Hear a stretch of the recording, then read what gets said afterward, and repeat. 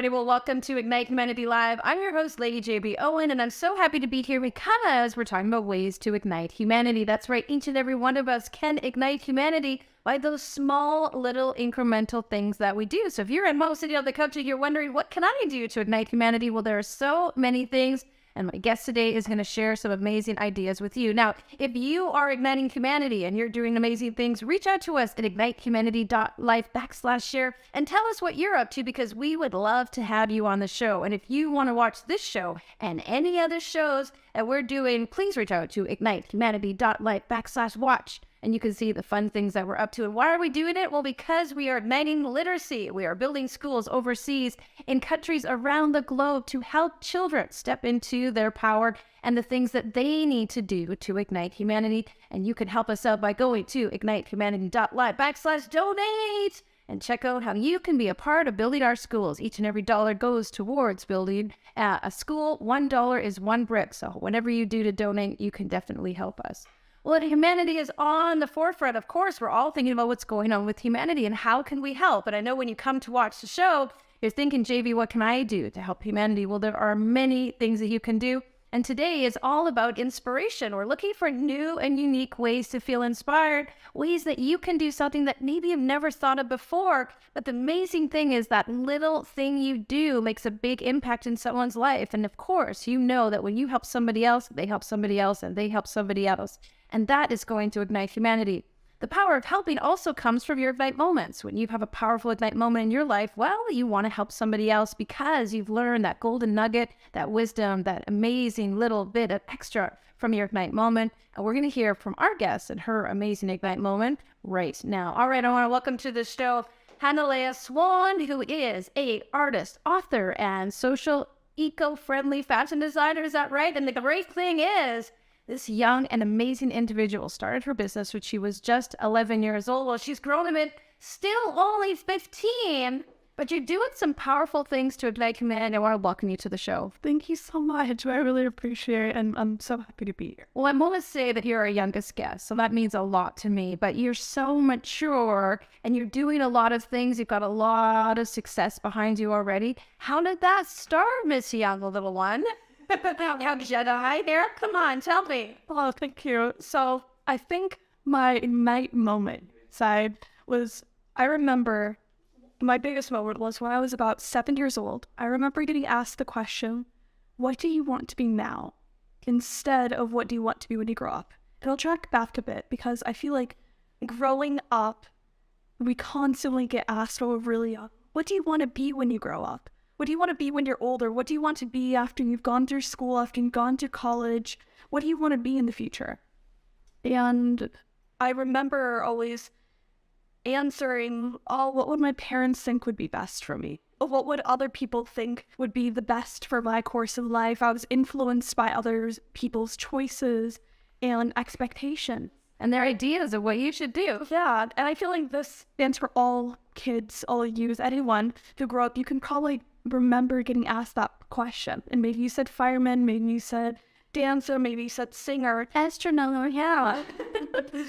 And I remember walking on the beach with my mom. We were on like a little visa run, and she looked at me, and we actually have a video of it, and she asked me, what do I want to be now?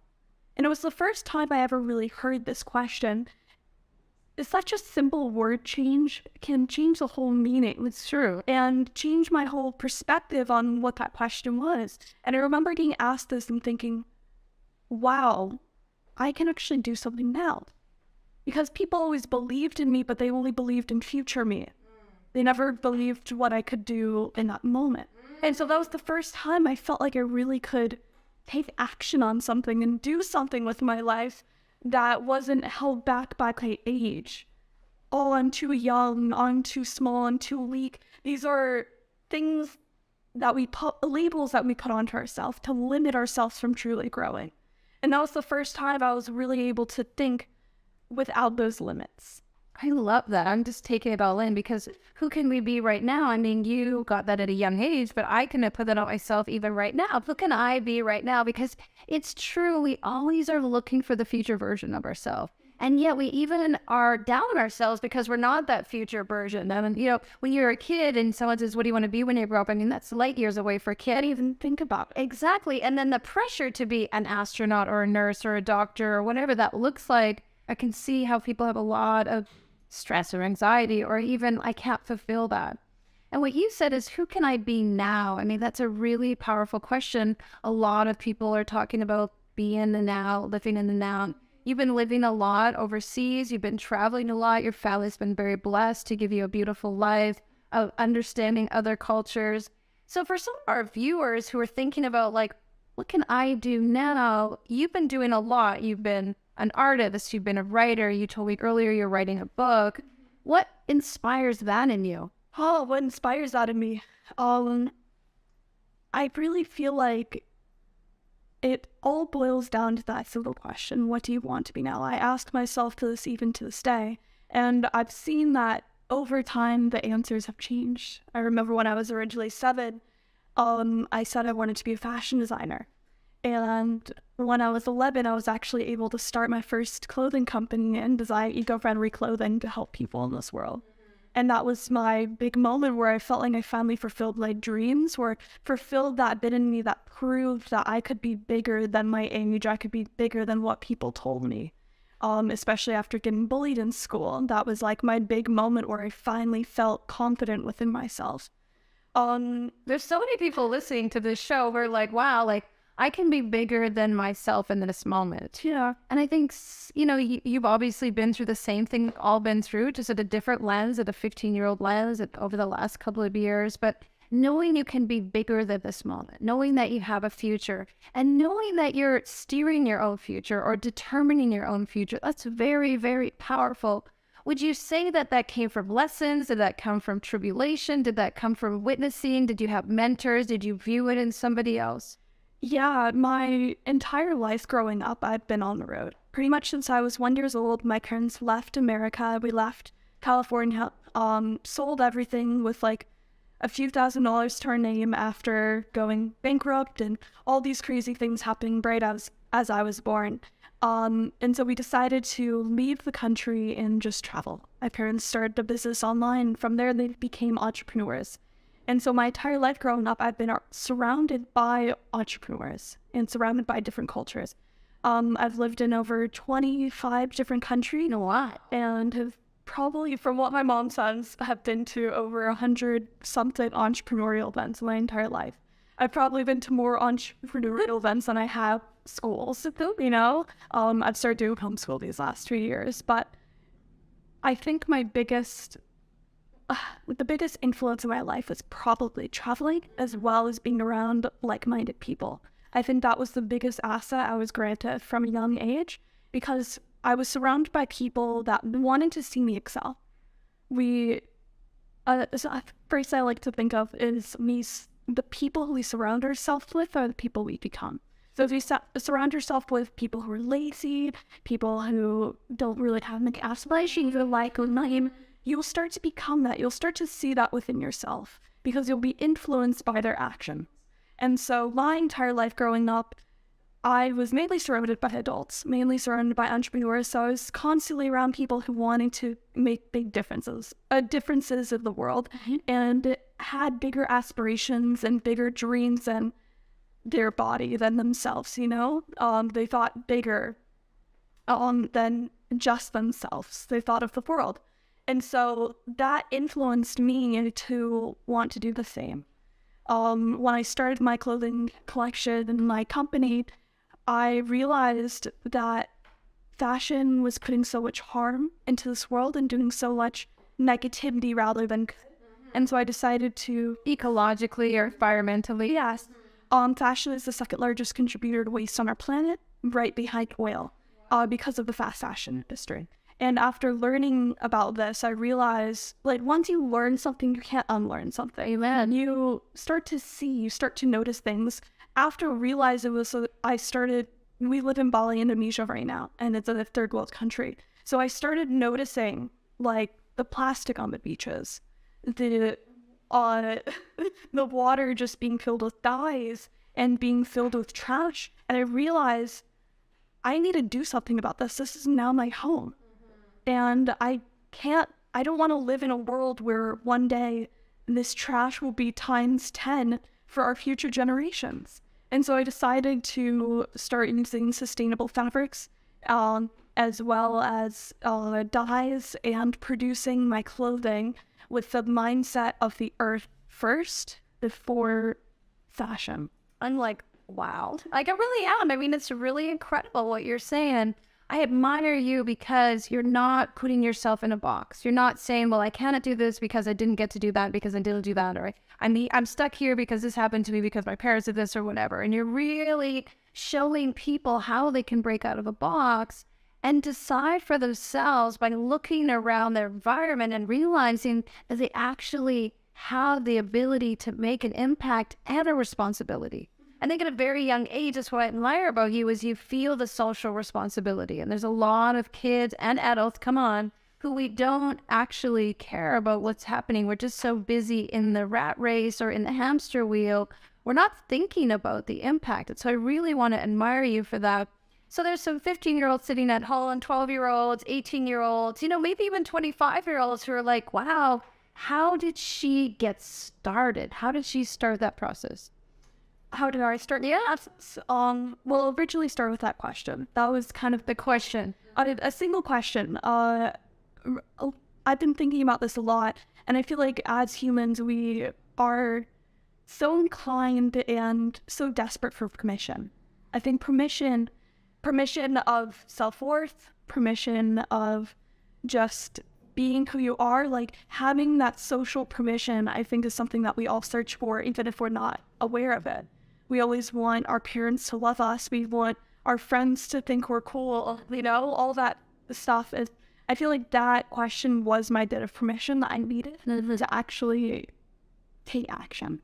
But do you think now that the way you tell your story, like you're telling your story very eloquently, you're sharing about your family, you're sharing about what happened, how you've been traveling, and you are using that actually as fuel to your fire. That's why I get excited about Ignite, is because even though those were trials, there actually seemed to be the stoke to the thing that sparked in you. Yeah, I really believe that you can't change the past. You can only change the steps that you're taking towards the future.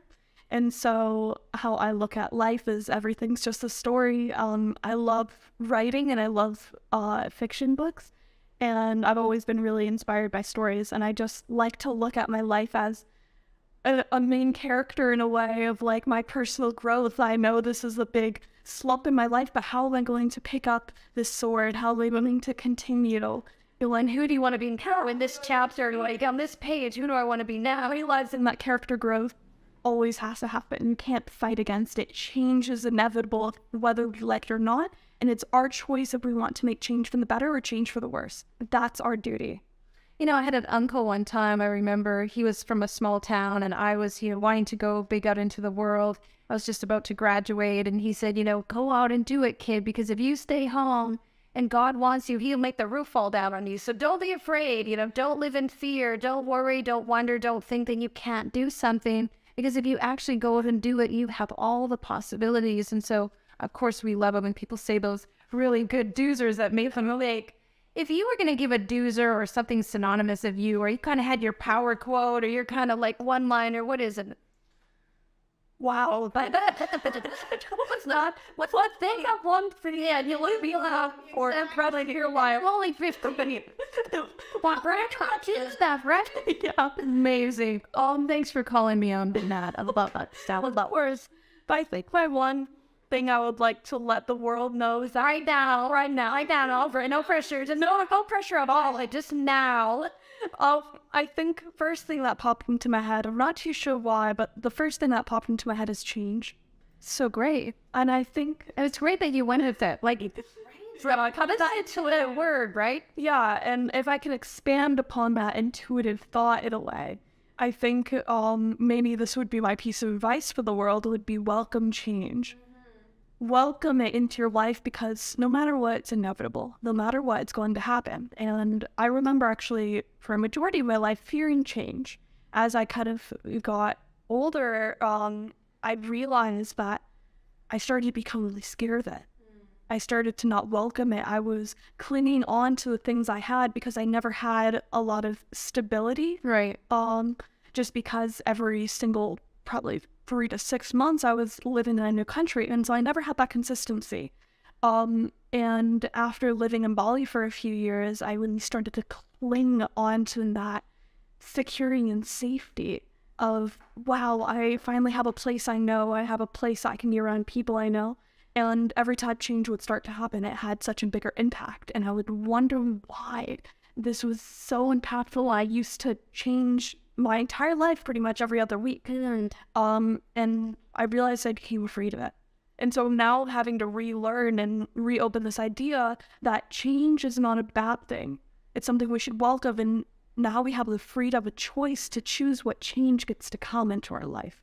And I can either look at this change as something that should be feared, that something should be like, I shouldn't enjoy, or I can look at it of, let's just flow, you know? I've learned that through surfing. You can either get beaten down by the waves, or you can ride them. And that's the choice that you get to make. You can either welcome it or you can fear it. And it's our shift of perspective is the biggest thing. You know, our single change in thought can change our entire directory of our life. So, like, that's a mic drop. But it sure, there's a mic drop. It's not but I was going to say IRL, in real life, change is, I'm learning from my kids how to be hip like you. So thank you so much for that. But it's really beautiful what you're saying. And I feel like, you know, age is not an indicator of intelligence. Age is not an indicator of spirituality. It's even not an indicator of knowingness. And so your age has nothing to do with the wisdom that you're sharing and the depth of your understanding. And so I really, really value that so much. It's so great for you. So if you were to talk a little bit about, you know, again, the theme of the show is igniting. Do you feel like people can ignite desire, ignite a dream, ignite a passion? Or do you think they're born with it, or it comes through their own understanding of something they see? Or do you think that we're all born with this feeling of a dream and a passion? Yeah. How I look at it, I'm asking you the tough ones, aren't you? Yeah, you're right. Just on some hard one. What's about this? Because you're so wise. They do. How I look at it is almost like we're all, to put it in a metaphor, I feel we're all born with this sort of flame or a sort of spark. And those are my words. But I'll think about from latest spark. But I feel like we're all born with flame and with spark within ourselves. This is something that we can call as passion. We can call as drive, you know, like what fuels our fire. And I feel like over time, as we grow up, we start to learn what that fire is fueled by. We start to learn our passions, our interests, the things that we search out for in life. Maybe this is speaking, maybe this is writing. What is our calling, you know? Like, what is that thing that you can wake up every single day and not have anyone tell you that you need to do it? You can just do it. And for me, I found that as being on art. That was my calling. That's what I know I need to do. For some people, it can be less clear than others, but we all have that one thing that sparks us. We all have that one thing that gets the flight. And I think the more that we learn to listen to that light and that inner voice, you can call it your intuition, you can call it your spark, whatever it might be. The more we learn to listen to that and be guided by light instead of making darkness or stuff like that, or what other people may want us to do, instead of following other people's like thoughts and opinions of us, labels of us, instead of we follow our light and follow that your guidance, I feel like we can make so much change in the world in a positive way and also become happier as humanity, you know? I can tell that you're a writer because you brought that all nice into a beautiful circle. You talked about change again. You talked about humanity again. You talked about ignite again. So bravo to you. And creativity is a big piece. A lot of us stifle our creativity. We feel like we can't be creative. We feel like, you know, it's expressing ourselves. Do you sometimes feel like you put your heart into your art and you really like put your soul into it and you kind of like opening it up to the world to take a look at? Yeah, I think actually, I feel like artists get shunned in a way.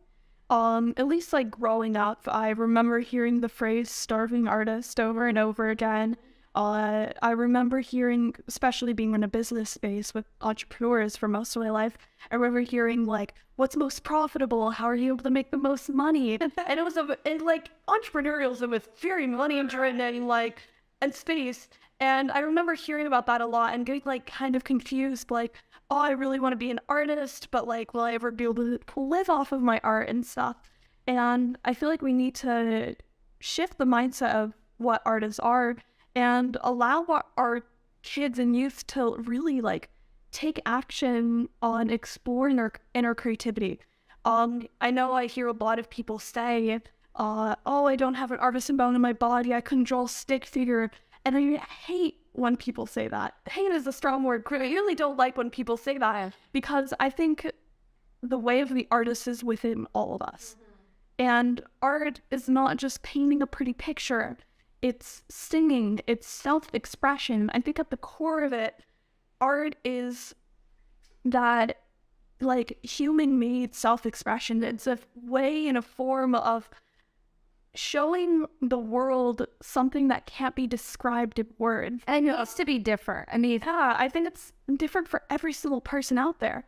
And art can be such a beautiful translation of emotions, as well as past and just yourself, your inner essence. So I'll let you continue for yourself. well, you don't know this about me, but I went to fashion design school and I studied fashion. I was in fashion for quite a few years. And I actually struggled in fashion for a bit because I wanted it to be technically correct. Yeah. And I didn't see fashion as art. I don't know, you probably don't remember, but there was a year when one of the major designers brought out this big jacket and the whole jacket was made with teddy bears, like all sewn together. And I thought, that's not fashion. That's no, well, that's it. But it took me a long time to realize that it was actually art. And maybe it didn't make sense, or was it practical, or it wasn't exact. Again, that box. Yeah. But what it was an expression of something different and seeing life through a different lens and being able to be whimsical and playful and try. And like you said, open to change, that something could change. It doesn't always have to be stagnant. And so it's been beautiful, all of your messages. I really want you to know, you need to watch this recording a few years from now and be like, what? And I said all that? It was really, really, really fantastic. And you've been a great guest to interview. So just before we close, how can people find you? Well, you can find me anywhere at Hanley Swan. That's my name, Hanalei, and then Swan like the bird. The first name's hard, the last name's simple. So, yeah, you can find me anywhere, Instagram, Facebook, my website. You can learn all about my story there. And the name of your fashion brand? Hanley Swan as well. So really anywhere. What clothes do you make if people are interested? Yeah, I make women's high fashion as well as resort wear, and I use all sustainable materials and do my best to make and create slow fashion. So I could put in my order for something pink and something fat. Of course, you have my number to find you some amazing piece silk that is good for the environment and looks fabulous. Well, you know I'm coming to Indonesia to help build one of our schools, so I hope that we see you then. Yeah, definitely come visit. I know it'll be really, really fun. We'll be fashionable, and then we'll be fun, and then we'll have some cool IRL moments. Yes, and the Bali mirrors. Actually, you'll see things that I could go home and tell my kids and not think I'm really cool. Some amazing, definitely. I'll be all that. I'm so winning. Thank you so much for being here. Yeah. Well, as you can hear, there's amazing ways that you can make impact by embracing change and be willing to bring change into your life and be open to living in the now. You don't have to decide what it's going to be like tomorrow or next year, or even when you grow up. If you want to grow up, you can decide to just enjoy now, right now. Well, if you want to be a part of Ignite Humanity Live, we would love to have you. So once again, go to ignitehumanity.live/share and tell us all about what you're doing to create change, to ignite others, to bring beauty, peace, and love to the planet. If you've got some creative things to share, we would love to hear it. If you're looking to come or join us or be a part of anything that we're doing when it comes to Ignite Humanity, go to our website, ignitehumanity.life, and you can find out about our trip to Indonesia and how we're building schools to ignite literacy and ignite the lives of young children. We want to make a big impact on the planet, and we would love for you to join us. At ignitehumanity.life, you'll see about our documentary, our docuseries, and our incredible Ignite Humanity book that we're putting many people into to share their powerful Ignite moments, and we would like to hear yours. And last but not least, if you want to watch this episode again, because folks, it's one of the best, Go to ignitehumanity.live/watch and you can see this episode 100% for free. We don't charge you anything. We don't retarget you. We want you to have access to this kind of material so you can ignite your life. And of course, you can share with others. Go check us out at Ignite Television on Facebook, and you can watch us wherever you are, live every Monday to Friday at 11 a.m. Eastern, or igniting the lives of others. All right, well, big hugs and kisses to you guys. See you tomorrow. Now, more than ever, we need to come together to connect with one another.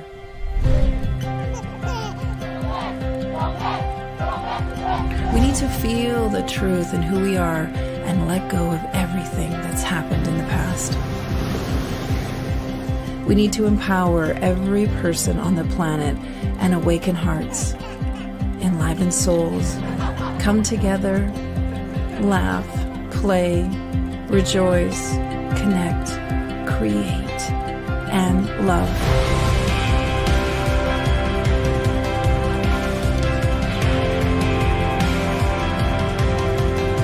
It's time to ignite humanity. We want you to be a part of something that will impact the future for everyone. We want you to tell your story, share your Ignite moment, show people who you truly are. Be a part of igniting humanity and making a difference in the world and all of our futures.